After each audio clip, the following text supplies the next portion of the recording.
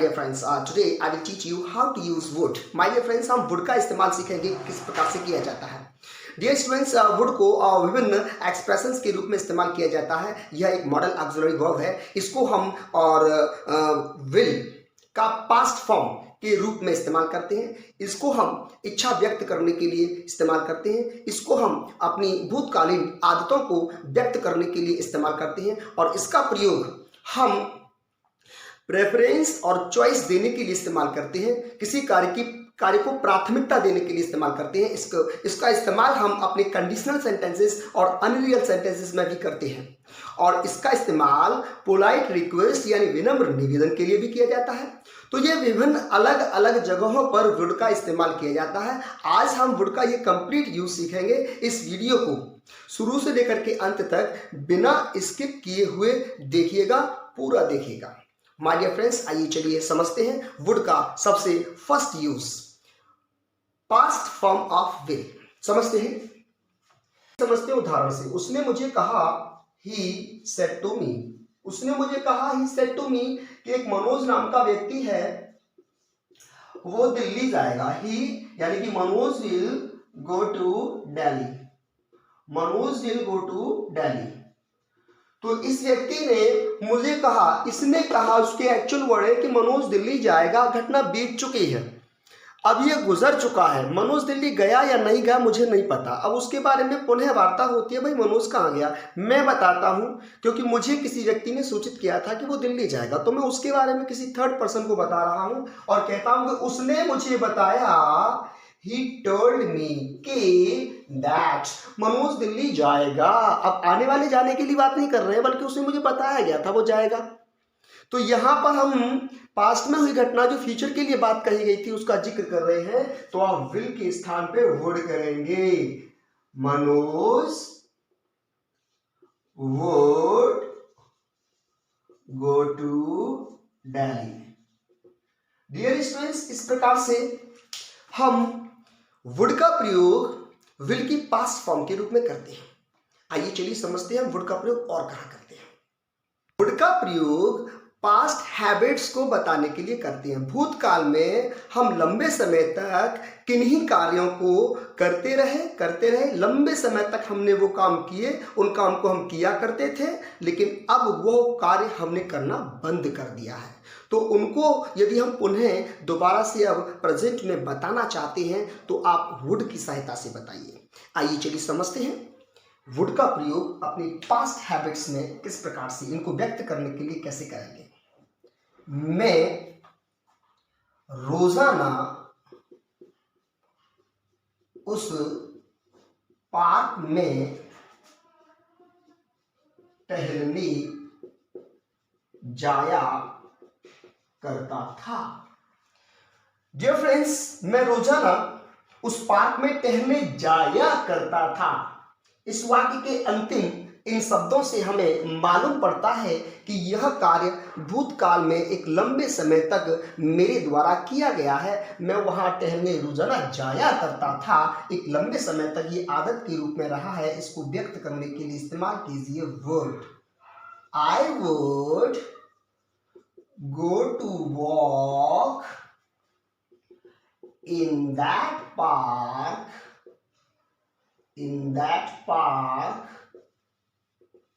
daily। Dear students, हम अपनी past habits को व्यक्त करने के लिए यूज्ड टू का भी प्रयोग करती हैं और मैं यह अपनी पिछली वीडियो में आपको बता चुका हूं। तो आइए हम यूज्ड टू के प्रयोग से भी इस सेंटेंस को बना लेते हैं। दोनों का सेंस समान होता है, अथवा। I used to go to walk in that park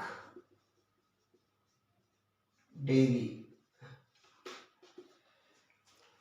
Dear students, हम अपनी पास्ट हैबिट्स को व्यक्त करने के लिए वुड का प्रयोग करते हैं और यूज टू का भी प्रयोग करते हैं। यह आपकी अपनी इच्छा पे डिपेंड करता है कि आप कैसे इस्तेमाल करेंगे। आइए चलिए समझते हैं हम अपने अगले उदाहरण को। मेरी दादी जी मुझे बचपन में कहानियां सुनाया करती थी। डियर फ्रेंड्स, यह हमारी पास्ट हैबिट्स को व्यक्त कर रहा है हिंदी का वाक्य। अंग्रेजी में फॉर्म करते हैं, मेरी दादी जी, माई grandmother would tell me stories in my childhood। आइए चलिए समझते हैं एक और उदाहरण। मेरी बहन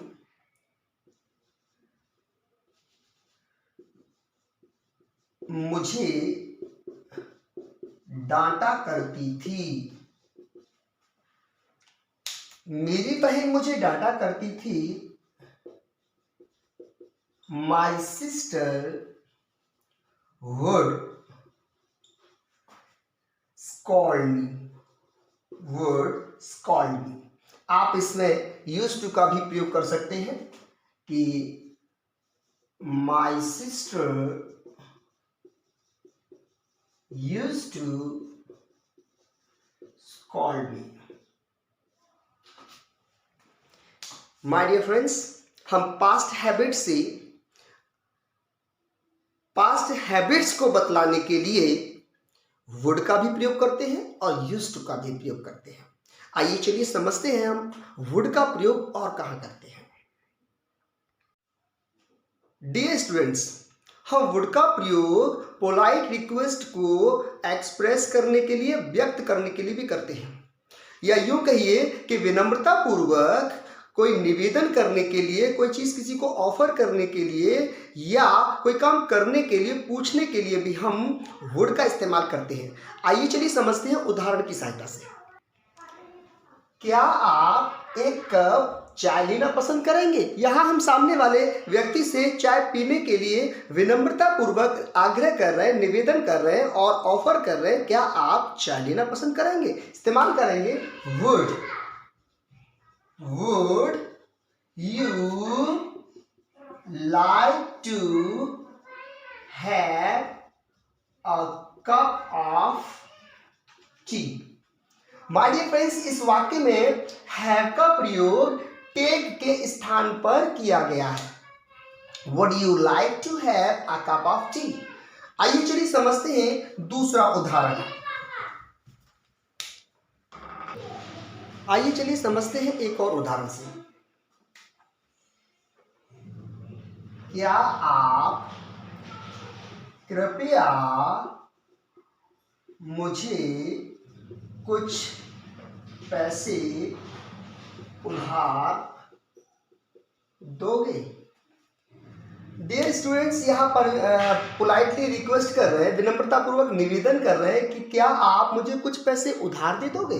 तो आप यहाँ इस्तेमाल कीजिए वुड। वुड यू, कृपया, वुड यू प्लीज, आप यहाँ प्लीज को भी ऐड कर सकते हैं। वुड यू प्लीज उधार देना यानी कि बोरो।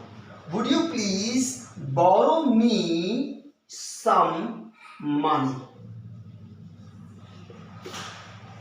डियर स्टूडेंट्स, हम विनम्रता पूर्वक कोई भी किसी से रिक्वेस्ट की जा रही है, किसी प्रकार की रिक्वेस्ट की जा रही है, तो आप इस्तेमाल कीजिए वुड।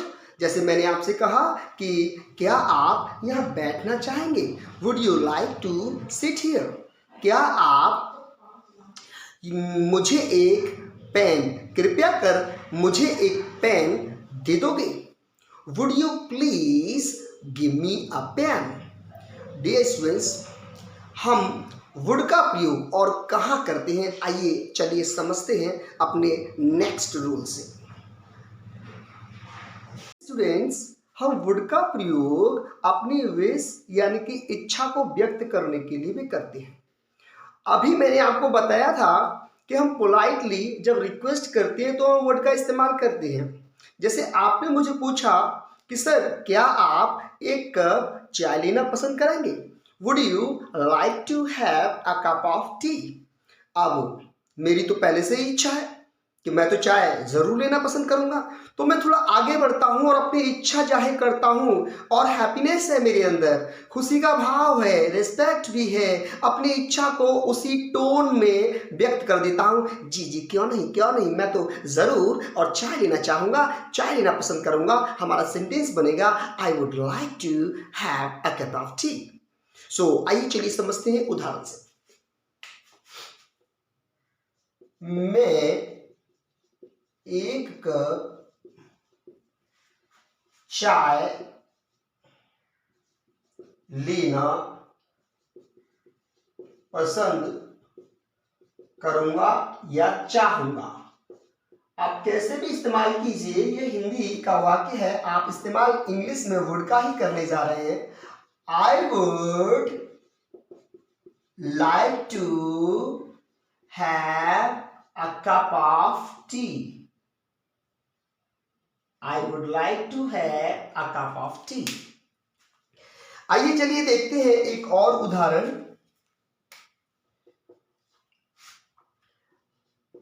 मैं श्रीमान सम्माननीय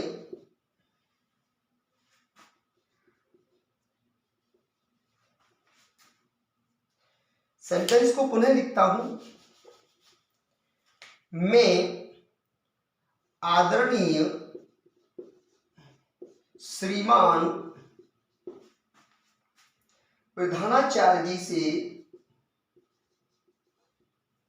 प्रधानाचार्य जी को मंच पर बुलाना चाहूंगा। माय डियर फ्रेंड्स, जब कभी हम किसी स्टेज पे खड़े होते हैं और अपनी इच्छा जाहिर करती हैं कि हमारे विद्यालय के या हमारे संस्थान के जो आदरणीय प्रधानाचार्य जी हैं, अब मैं उनको और मंच पर बुलाना चाहूँगा या आमंत्रित करना चाहूँगा। ये मैं अपनी एक इच्छा व्यक्त कर देता हूँ कि अब वो आए और कुछ शब्द बोलें। तो इस प्रकार से जो सेंटेंस आपने कईयों बार सुना होगा बोलते हुए कहीं ना कहीं, तो मैं उसको इसी कैटेगरी में रखता हूँ कि यहाँ पर बड़े सम्मान पूर्वक और हैप्पीनेस के साथ में हम अपनी इच्छा जाहिर करते हैं और इस्तेमाल करते हैं वर्ड के साथ लाइक तो आना ही है। आइए चलिए सेंटेंस बनाते हैं। I would like to call. I would like to call, मैं बुलाना चाहूंगा। I would like to call are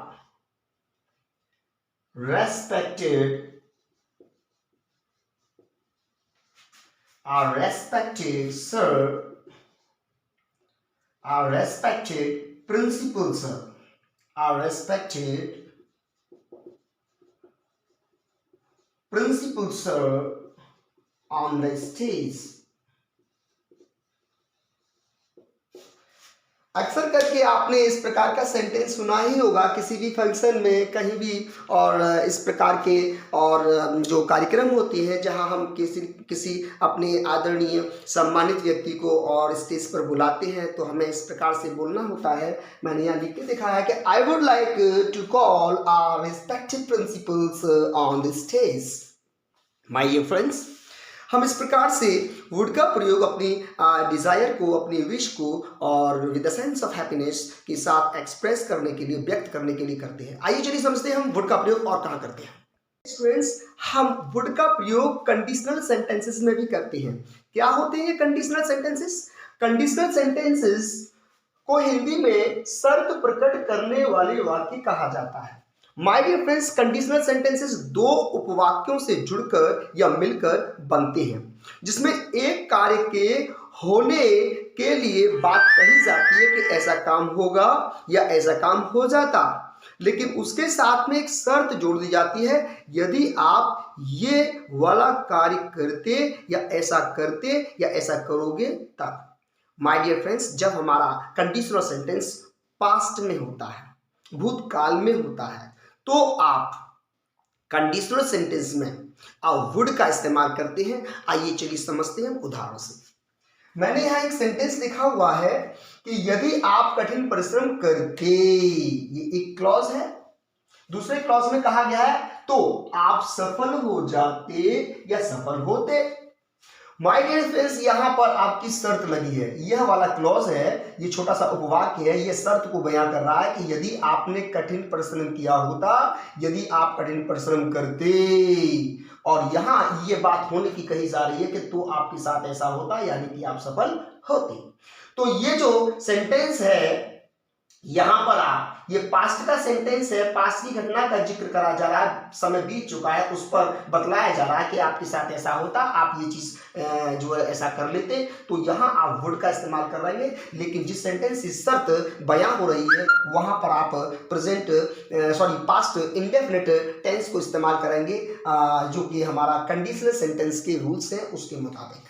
हम इसको फॉर्म करते हैं, इफ यू वर्कड हार्ड, यदि आपने कठिन परिश्रम किया होता, तो के लिए कुछ नहीं, आप कॉमा लगाएंगे, आप सफल होते, दिए हुए वाक्य में आप वुड का इस्तेमाल करेंगे, यू वुड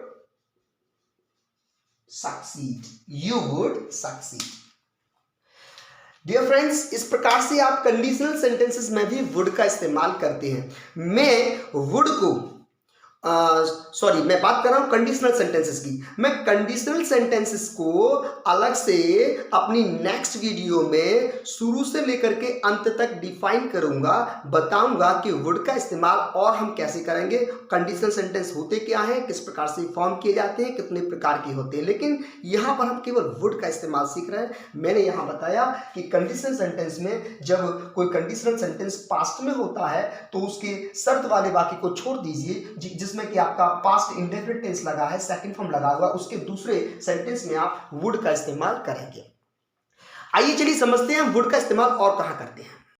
डियर स्टूडेंट्स, हम वुड का प्रयोग इमेजिनरी सेंटेंसेस में भी करते हैं। इमेजिनरी सेंटेंसेस क्या होते हैं, आइए चलिए समझते हैं। इमेजिनरी सेंटेंस यानी कि कल्पनात्मक वाक्य, जो वाक्य हमारे कल्पना में और इमेजिनरी में, कल्पना में डूब करके कहे जाते हैं। कहने का मतलब यह है कि इस प्रकार से कहे जाते हैं जो वास्तविकता से अलग हटके होते हैं और अवास्तविक होते हैं। अवास्तविक यानी कि हम इनको अनरियल सेंटेंस भी कहते हैं, अनरियल सेंटेंस। सच्चाई यह है, वास्तविकता यह है कि मैं एक शिक्षक, अध्यापक हूं, आई एम अ टीचर, आप छात्र हैं, यू आर अ स्टूडेंट। लेकिन मैं और एक चिड़िया को उड़ता हुआ देखता हूं और उसे देख करके कल्पना करता हूं, इमेजिन करता हूं कि काश मैं भी चिड़िया होता, और उसमें सेकंड थोड़ा और बढ़ाता हूं सेंटेंस को और बोल देता हूं कि तो मैं उड़ता, यदि मैं चिड़िया होता तो उड़ता। एक नेता का भव्य स्वागत देख करके और मैं इमेजिनेशन में बोलता हूं कि यदि मैं नेता होता तो मेरा भी इस प्रकार से स्वागत किया जाता, या मैं अपने समाज की तस्वीर बदल देता। माय डियर फ्रेंड्स, इस प्रकार के जो अनरियल सेंटेंसेस होते हैं, जो वास्तविकता से अलग हटके अवास्तविक होते हैं, काल्पनिक होते हैं, इन वाक्यों में आप वुड का इस्तेमाल करेंगे। आइए चलिए समझते हैं उदाहरण की सहायता से। जैसे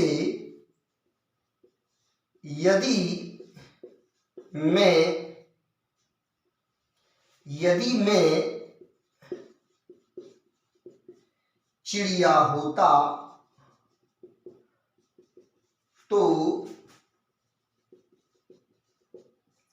आकाश में उड़ता, यदि मैं चिड़िया होता तो आकाश में उड़ता। इसमें भी दो क्लॉजेस हैं, छोटे छोटे दो उपवाक्य हैं, सेंटेंस बनाते हैं, जिसमें इमेजिनेशन है, उसमें आप ध्यान रखिएगा हमेशा माय डियर फ्रेंड्स। यहाँ यदि मैं चिड़िया होता, चूंकि ये सेंटेंस पूरा का पूरा अनरियल है, यहाँ पर आप वर्ब का इस्तेमाल करेंगे, वर्ब का इस्तेमाल करेंगे। और एक बात और ध्यान रखेंगे कि यह जो बी वर्ब है, जो वर्ब हमने इस्तेमाल किया है अनरियल सेंटेंस को व्यक्त करने के लिए, बतलाने के लिए, इस पर अपने इस सब्जेक्ट का नाउन प्रोनाउन या सिंगुलर हो या प्लूरल हो, इसका कोई फर्क नहीं पड़ता है। अगर यहाँ ऐसे होता कि वह चिड़िया होता, तब भी आप ही वर ही इस्तेमाल करेंगे।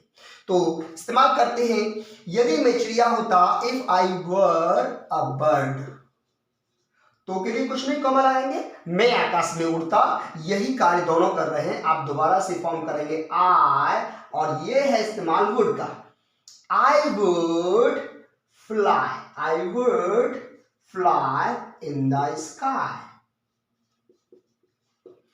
माय डियर फ्रेंड्स, इस प्रकार से आप अनरियल सेंटेंसेस में, इमेजिनरी सेंटेंसेस में और उसके दूसरे क्लॉज में जो कि इमेजिनेशन वाला जो वाक्य है उसे छोड़ करके, जिसमें कि वर का इस्तेमाल किया गया है, और दूसरे क्लॉज में आप जो है वुड का इस्तेमाल करेंगे। आइए चलिए समझते हैं हम दूसरे और उदाहरण से।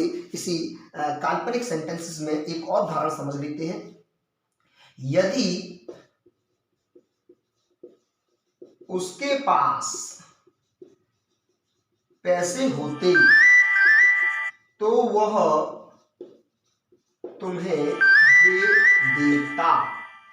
यदि उसके पास पैसे होते तो वह तुम्हें दे देता। माय डियर फ्रेंड्स, इसको भी बनाते हैं। ये भी एक छोटा सा एक क्लॉज, ये भी एक क्लॉज, दो क्लॉज से मिलकर के ये अनरियल सेंटेंस बनाते हैं। If he had money.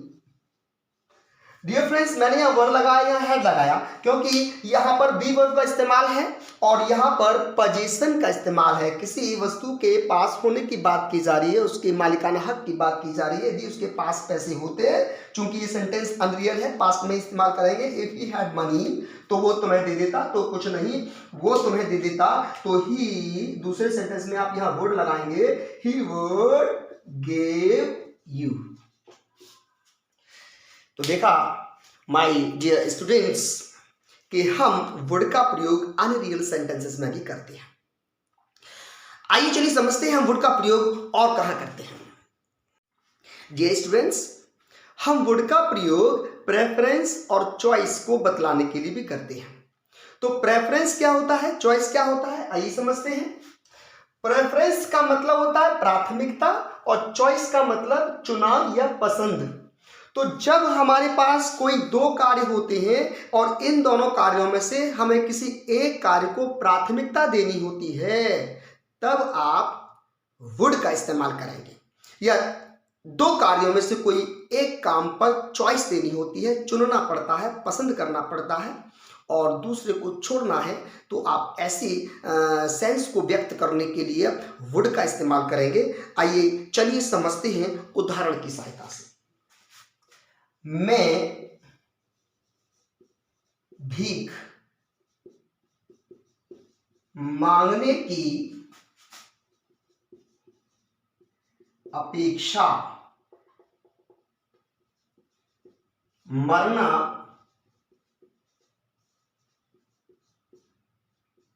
पसंद करूंगा। माय डियर स्टूडेंट्स, दिए हुए वाक्य में आपसे कहा जा रहा है, कोई काम करने के लिए कहा जा रहा है, भैया ये वाला काम करो या ये वाला काम करो। आपसे कहा भाई आपके पास और ये स्थिति है ऐसी, आप ऐसा करो कि आपसे जब कुछ नहीं हो रहा है, कोई काम धाम नहीं हो रहा है, तो ऐसा करो, कटोरा ये पकड़िए, बाउल लीजिए और भीख मांगिए। लेकिन आप हिम्मत नहीं हारे, आप अपनी बात को रखते हैं और कहते हैं कि माय डियर फ्रेंड्स, अभी सितारे गर्दिश में है, तो क्या हुआ, मैं भीख नहीं मांगूंगा, मर जाऊंगा, भीख नहीं मांगूंगा। इस बात को आप इस तरीके से पेश करते हैं और कहते हैं कि मैं भीख मांगने की अपेक्षा मरना पसंद करूंगा। तो इस सेंस को व्यक्त करने के लिए आप और वुड का इस्तेमाल करेंगे। सेंटेंस को बनाते हैं, I would rather die. Sentence ये है कि मैं मरना चाहूंगा, मरना पसंद करूंगा। तो आपने यहां मरने को पसंद किया, भीख मांगने को नकार दिया। और यहां थोड़ा सेंटेंस और बनाते हैं, I would rather die than, तुलना के लिए, than beg. I would rather die than beg. My dear friends, इसी प्रकार से हम चलो एक और उदाहरण से इस सेंस को और समझ लेते हैं, वुड को समझ लेते हैं, सीख लेते हैं। वह यहां रुकने की अपेक्षा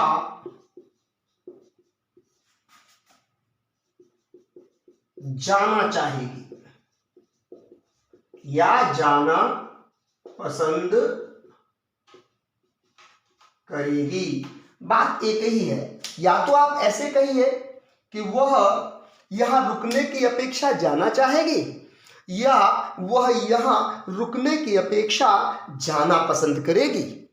तो दिए हुए वाक्य को आप इस प्रकार से फॉर्म कीजिए कि सी वुड रादर गो, यानी कि उसने जाना पसंद किया है, जाने को प्रेफरेंस दे रही है।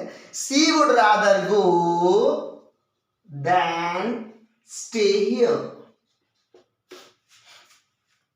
She would rather go than stay here, वह यहां रुकने की अपेक्षा जाना पसंद करेगी। माय डियर फ्रेंड्स, इस प्रकार से हम प्रेफरेंस यानी प्राथमिकता देने के लिए दो कार्यों में से किसी एक कार्य को चुनने के लिए वुड का इस्तेमाल करते हैं। आज मैंने वुड के विषय में आपको और विभिन्न तरीकों से और सेंसेस को, एक्सप्रेशंस को व्यक्त करने के लिए बताया।